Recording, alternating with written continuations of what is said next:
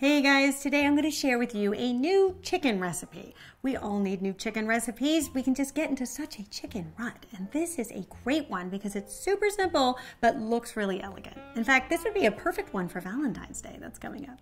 It's my white wine chicken with sauteed mushrooms and shallots. Let me show you how to put it together. So we're going to be working with skinless, boneless chicken cutlets, and you can either buy them like this at your butcher where they've already pounded it, or you can pound them yourself.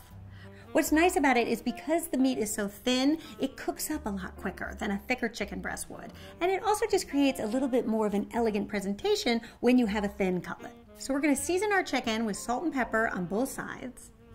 Then in a large skillet, we're going to add 1 tablespoon of olive oil and 1 tablespoon of butter. And you're just going to wait until the olive oil heats and the butter starts to melt and it's nice and sizzling. This I find will cook the chicken in a more delicate way and create a really tender piece of chicken. So once you see that your chicken is starting to become done on one side and the edges are turning white, you can go ahead and flip it over. And you want to cook it for a few minutes on the other side, just until it's almost done. You don't want to take it till it's completely done because we're also going to finish it off in the sauce. So if you cook it too much now, it's going to get a little dried out later. So it's better to just take it off when it's like still a little pink inside. And then once your chicken is done, you can transfer it to a plate to rest. And then meanwhile, we are not going to clean out our pan because we've got a ton of flavor in that pan. And we are going to saute up our minced shallot. So you're going to use 1 shallot. And you just want to give the shallots a head start until they start to become tender and fragrant. And then you can add the mushrooms.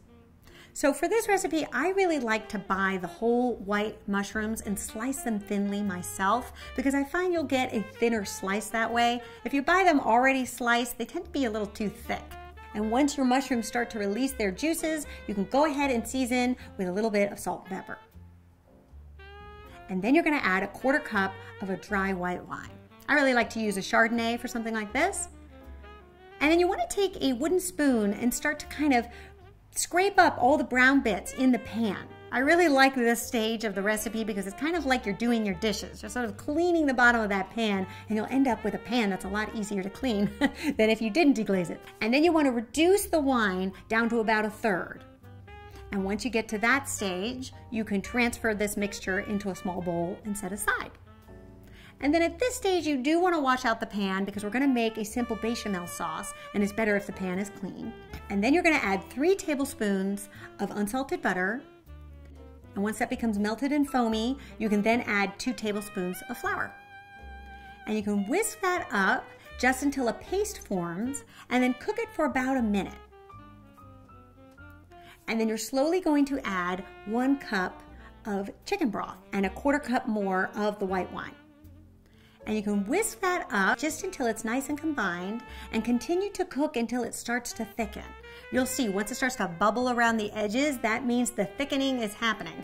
And you can kind of reduce or increase the flame based on how thick you like your sauce. I think once it coats the back of a spoon, it's pretty good. And then you can add 2 cloves of minced garlic, a 1/4 cup of milk, and about 2 to 3 dashes of Worcestershire sauce, and 1 tablespoon of freshly minced parsley. And there you go. You have a beautiful sauce on your hands. And then you're going to add back in your mushrooms and your shallots.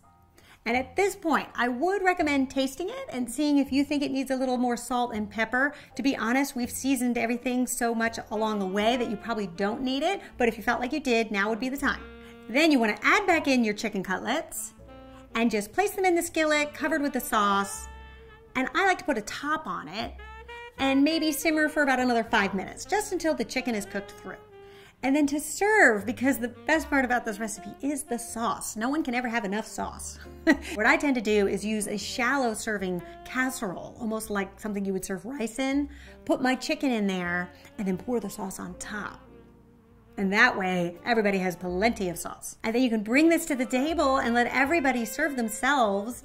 And I find it's really great to serve this with either the mashed potatoes or the smashed potatoes from the week before.